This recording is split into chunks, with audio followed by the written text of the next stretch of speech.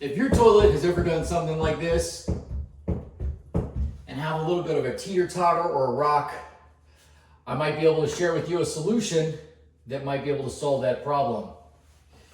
First here, on the bottom edge of the toilet, you're going to want to check to see if the caulk is secure to the bottom of the toilet. If that's not the case, you might be able to just re-caulk your toilet and resolve the issue from the rock. You might want to go ahead and check the hardware on the sides. There's usually two parts of hardware. They look a little something like this right here. A couple of nuts. Sometimes they're plastic wing nuts, sometimes they're metal. Just take a look back here, and then you can get in there and go ahead and tighten those down and try to, prevent that from teetering. You want to make sure that you're on level ground. If you do have metal hardware and you over tighten it, you can crack the porcelain. So of course, today, what I've got is I don't have any hardware on the bottom of this toilet. The toilet rocks, the caulking is already cracked all the way around, and what this can cause if you don't go ahead and solve this issue or resolve this problem, anytime the toilet backs up and the water comes past the wax ring, what can take place is, you can see water or possibly even sewage on your bathroom floor. You want to make sure you resolve that issue as soon as possible, So we're going to try to prevent that from happening. So what we're going to do today, first, I'm going to show you the tools that you might need to start to do this. Get yourself an adjustable wrench.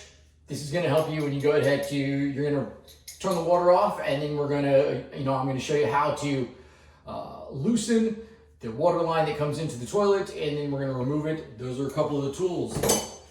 For caulking and maybe the wax ring removal, there's going to be wax, there's going to be caulk, silicone, whatever down there. You're going to need a couple of putty knives. You're going to scrape those off. To cut your caulk, you're going to want to get you an alpha knife. It doesn't have to look just like this one. It can be the smaller ones, it can be the larger ones. It can even be like a razor knife. You just need something that's going to press through that caulk or that silicone. Get yourself something that's going to tighten the hardware down, whether you use a wrench, a socket wrench. I do try to prevent using the pliers. I don't like to really strip the hardware too much. You can use the adjustable wrench when putting it on there. And if you've got a wing nut, you can use the channel locks. Anyhow, getting to it, you're gonna need something to put the caulking in. This is gonna be your caulking right here. Boom, boom, boom. You're gonna put that in there. We're gonna be good to go. Let me go over the materials that I chose to use today. I'm going with the GE Kitchen and Bath Protection. This is the Advanced Silicone, 100% waterproof. This is 30 minutes water ready, shrink and crack proof, won't blemish metal, low odor, lifetime guarantee. This is what I chose to use. Showers, tubs, sinks, tiles, countertops, backsplash, fixtures, and plumbing. So here it is, the GE Advanced Silicone. I got it in white. Wanted to match the toilet, match the floor. What we've got as far as, this is a little different. Usually, in history and plumbing, everything, really had to do revolving around the wax ring, which what separates the flange and the floor to the bottom of the toilet. Here, this is different, and I'm going to show you what it is. This is the Korky. They claim it's the easiest way to do the toilet. We're going to find out. This is no wax ring. Inside here, there's some foam and, the ring to fall down into place. So you get these two parts, and you can see, this is supposed to prevent the water from coming in, very similar like the wax, and then you put it on there, and then of course this compresses with the weight of the toilet and your hardware compression. This is new technology. This is supposed to be a cleaner version of what the wax ring used to be. The wax rings can be a little bit messy. Don't leave out that if you're going to work with wax and silicone and caulk, and you might want to wear some gloves. I would wear gloves if you're going to do plumbing and you're around the sewage or the toilet. It's best suggested. Cleanliness. So there we go. We got some gloves. We're going to try out this new wax ring. Let's give it a shot. Let's see what happens here. Let's go through the steps of how to get the toilet off and what we can do here. So first things first, before I get in here, I'm going to pop on these gloves.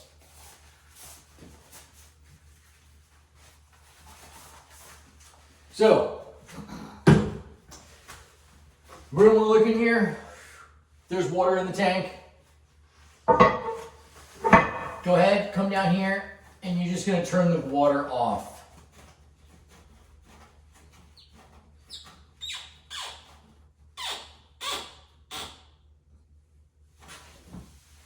You do so, you turn the water off by cranking that in the clockwise direction.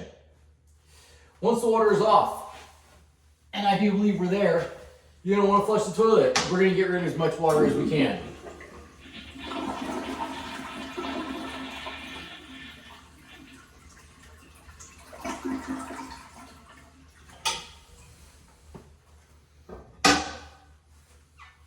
So, one flush, I was almost able to get everything out of there. It's pretty close.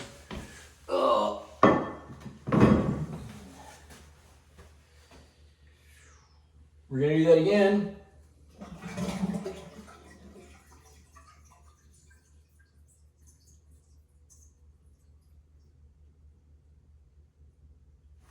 All right, so now I've still got water left in the toilet. You can use a shop vac with no filter, or you can do it by hand. In this case, today's case, I'm gonna go ahead and scoop some of that water out by hand.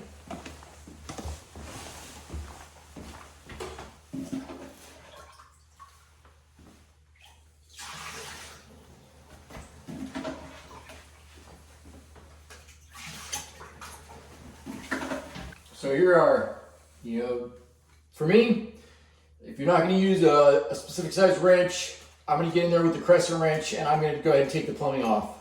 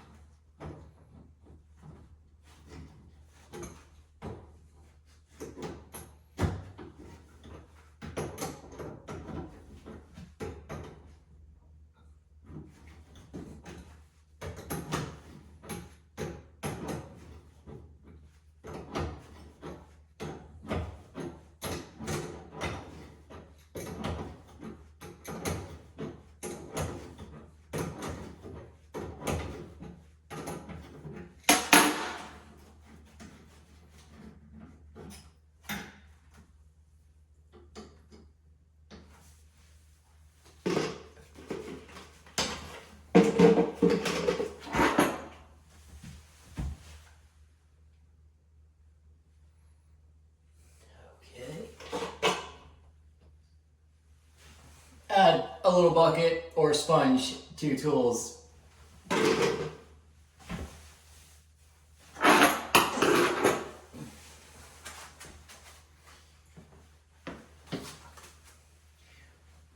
Here we go.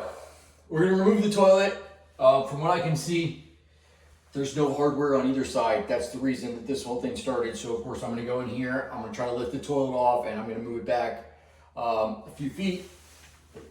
I'm going to put something on the ground so we can set it on. That should give us some room to get in there and operate on this toilet.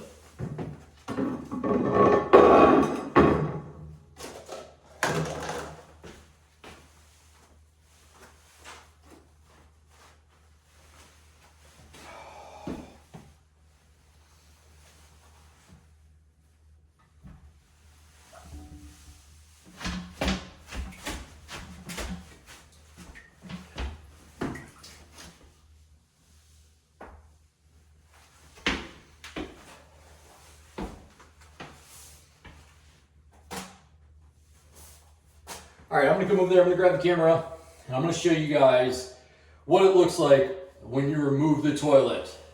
This is the wax ring.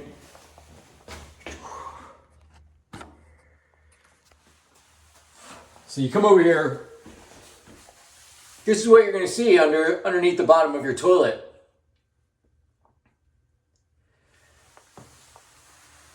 So we're gonna take a closer look. As you can see, everything actually looks in this is fairly good condition.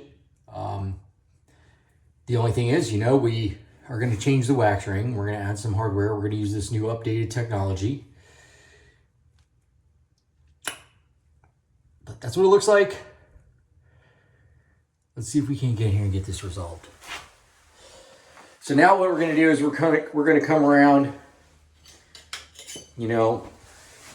I'm gonna wanna use the tools like a scraper to come in here and to scrape any of this caulking off to get this, to go ahead and get this floor cleaned all the way around. Same thing with the wax ring.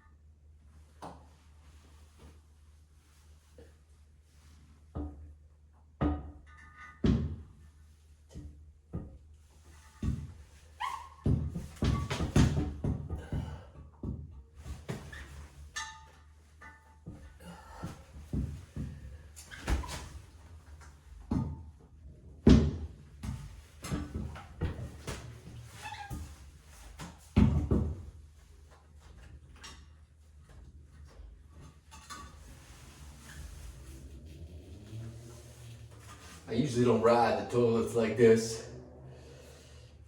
But for some reason, we are extremely high in the air. And we have we're like a ½ inch higher than we should be.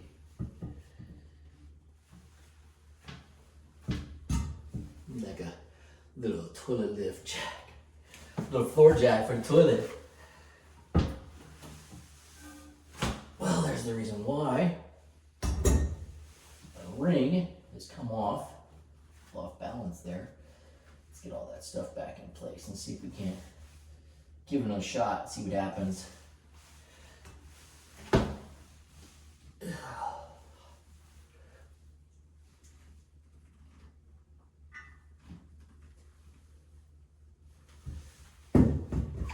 Hey, it's more like it. It's still way up high. I mean, it's rocking. So,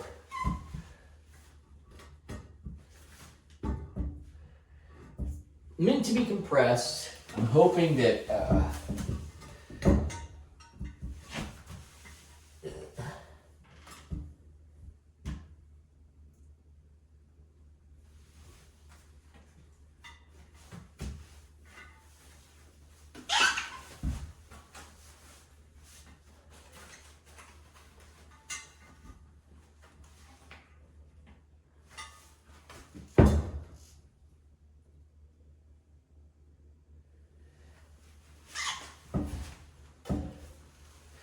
I'm going to assume that that's for compression. Let's get some hardware on there and see what we can do here. See if we can't get this thing to settle up.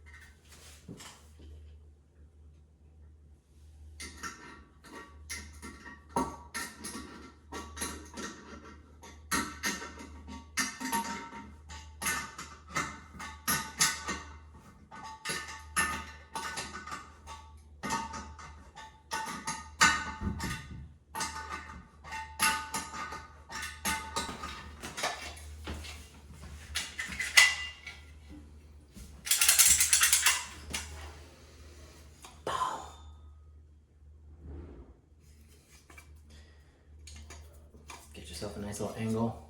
Whew. Do that one more time. Whew.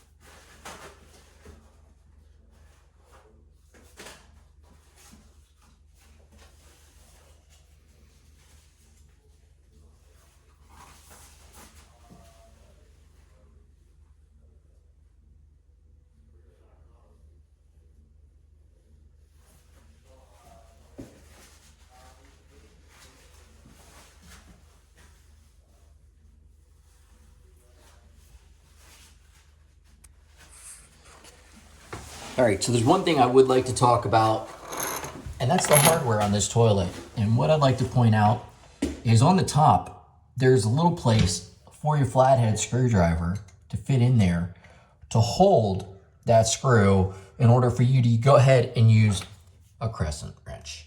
A crescent wrench, or you can use an actual fitted wrench. Anyhow, a socket wrench is not gonna work if you need to hold the top of the screw. And you can do that right here in that little slot. There's a straight slot. You just want to drop your screwdriver in there and you want to hold it like so. Also, this kit came with some washers. These are stainless steel. Below it's zinc. That's not technically used for the plumbing industry due to the water. Stainless steel is. In this case, I'm going to explain why I did this. The washers that it comes with were falling into the slot of the toilet. So I increased the size of the washer, which is oversized, so that it can, seat the toilet down. This toilet did sit a bit high using this kit, and but you can see once the hardware is in and it comes down. Same thing on this side. Also the slot, this is matching hardware, but it did compress the toilet enough to where the toilet no longer rocked, and we're gonna wait until this silicone dries and then see if, of course, we have a seated seal.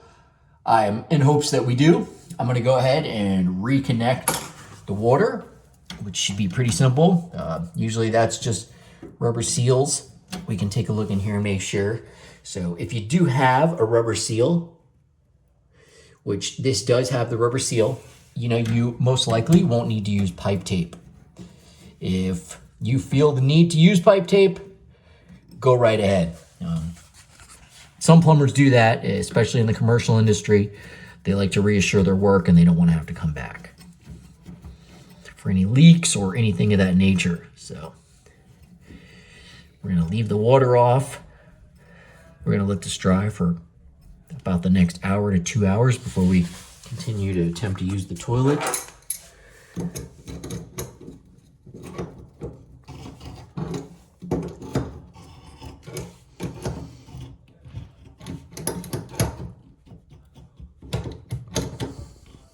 There she is.